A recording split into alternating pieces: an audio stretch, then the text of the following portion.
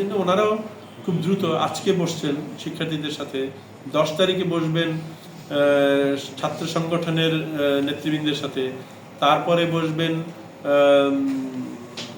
DUCSU TSC কেন্দ্রিক যে সংগঠনগুলো আছে তাদের সাথে, তারপরে হয়তো বসবেন বৈষম্য বিরোধী আন্দোলনে যারা ছিলেন তাদের সাথে, তারপরে হয়তো তোমাদের সাথে বসবেন।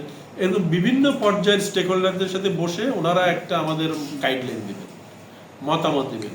সেই গাইডলাইনগুলো নিয়ে if we think about DUCSU, তখন আমরা হয়তো ওই সামারাইজ মতামতগুলো নিয়ে হয়তো আবার তোমাদের সাথে বসবো, দেন উইল ফাইনালাইজ। ওখানে আসছে যে ভাইস চ্যান্সেলর ডাকসুতে থাকতে পারবেন না, এরকম মতামত আসছে, অনেক মতামত আসছে। আমাদের ছাত্রদের সাথে বসছি, তোমাদের কাছ থেকে বিভিন্নভাবে এসছে, আরও গঠনতন্ত্র নিয়ে অনেক মতামত আসছে। সেই সুপারিশগুলো ওনাদের কাছে আসুক। সক্রিয় রাজনীতি করে বা দলীয় ব্যানার ব্যবহার করতে পারবে কিনা ডাকসুতে, ছবি ব্যবহার করতে পারবে কিনা, স্লোগান ব্যবহার করতে, অনেক আলোচনা আছে। তো সেই জন্য ওই রাজনীতি নিয়ে আলোচনা আর ডাকসুর এটা একটা আলোচনা বাদ দিয়ে করা যায় না।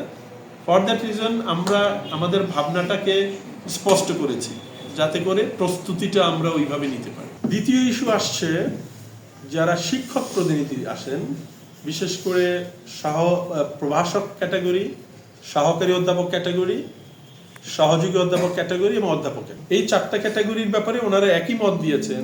যিনি প্রভাষক ক্যাটাগরিতে নির্বাচিত হয়ে আসছেন, তিনি এই মুহূর্তে যদি প্রভাষক না থাকেন, কারণ স্পিরিটটা হলো যে উনি প্রভাষকদের প্রতিনিধিত্ব করবেন।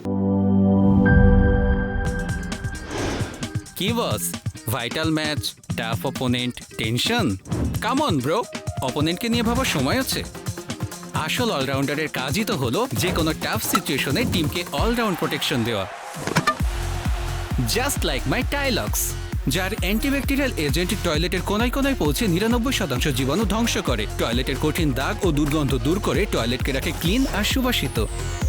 টাইলক্স টয়লেট ক্লিনার, ক্লিন মানেই টাইলক্স।